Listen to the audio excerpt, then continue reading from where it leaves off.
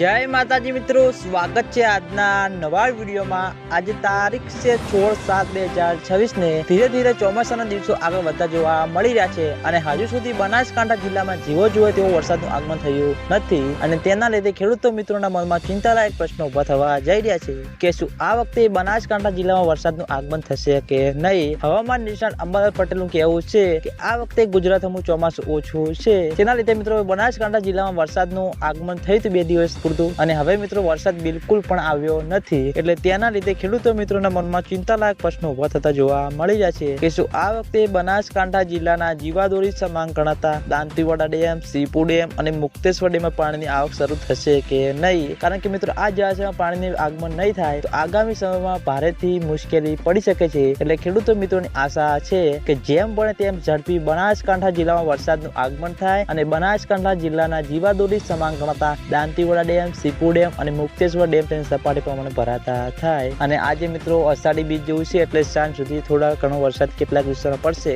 તમારા વિસ્તારમાં કેવો વરસાદ હોય તો કોમેન્ટ કરજો અને ના હોય તો કરજો। અને આજના વિડીયોમાં આટલું હતું। તમે બધા અમારી ચેનલ ઉપર નવા હોય તો વિડીયોને લાઈક કરી દેજો, કોમેન્ટ કરી દેજો અને ચેનલને સબસ્ક્રાઇબ પણ કરી દેજો। તો મિત્રો જય માતાજી।